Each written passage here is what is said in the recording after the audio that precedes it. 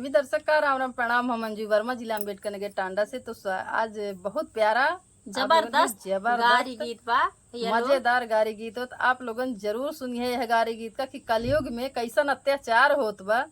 तो यही गारी में आप लोगन का पता चल गया ही। तो जरूर पूरा गाना देखे और गीत अच्छा लगी तो वीडियो का ज्यादा से ज्यादा शेयर करिए, लाइक करिए, कमेंट करिए।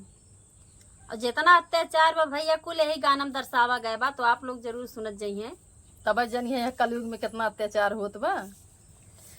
कलयुग के राज आइल बढ़ल अत्याचारिया हो, कलयुग के राज आइल बढ़ल अत्याचारिया। अरे समधि साले होई गे जाना नवा, हाँ सीताराम से भजो। अरे समधि साले होई गे जाना नवा, हाँ सीताराम से भजो।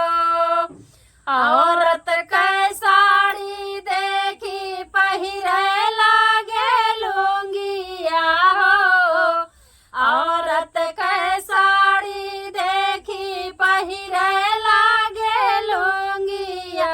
अरे बीचे बीचे मारे ले पालेटावा, हाँ सीताराम से भजो। अरे बीचे बीचे मारे ले पालेटावा, हाँ सीताराम से भजो।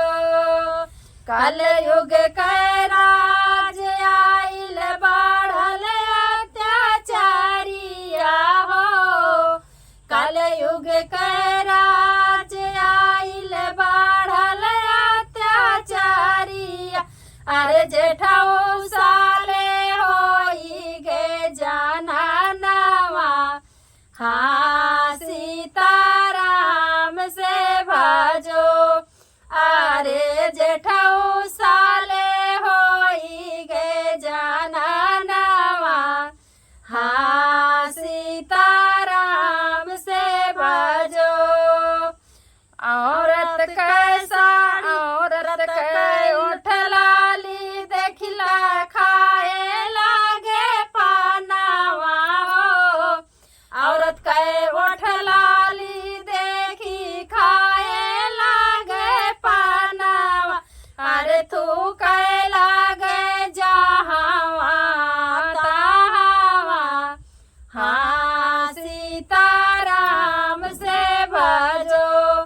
अरे तू कै लागे जहावा तहावा, हाँ सीताराम से भजो।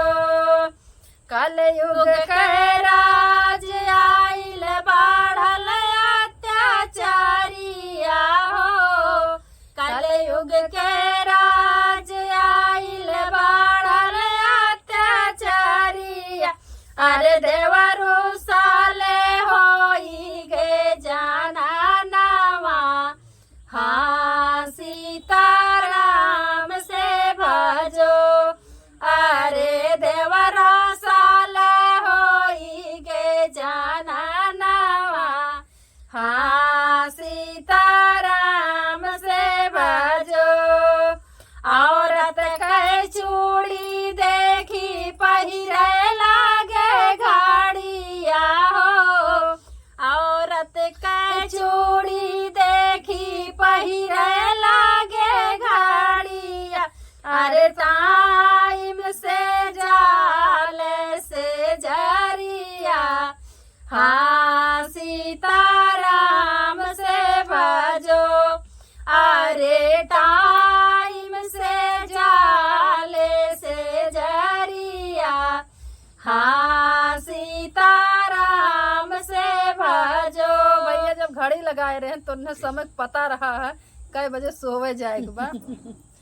कलयुग के राज आइल बढ़ल अत्याचारिया हो, कलयुग के राज आइल बढ़ल अत्याचारिया।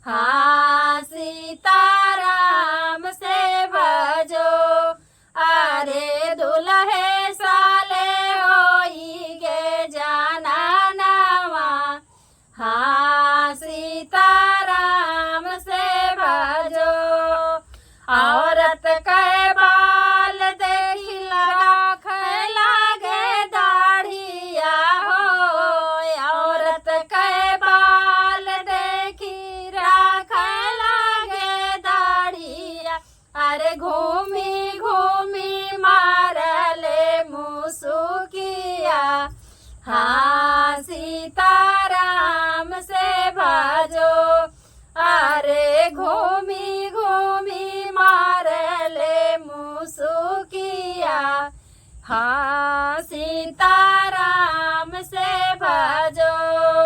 कलयुग के राज आइल बढ़ल अत्याचारिया हो, कलयुग के राज आइल बढ़ल अत्याचारिया, अरे समधि साले होई गे जाना नवा, हाँ सीताराम से भजो, अरे ससुरु साले होई गे जाना नवा, हाँ सीताराम से भजो, अरे दुल्हे साले होई गे जाना नवा, हाँ सीताराम से भजो।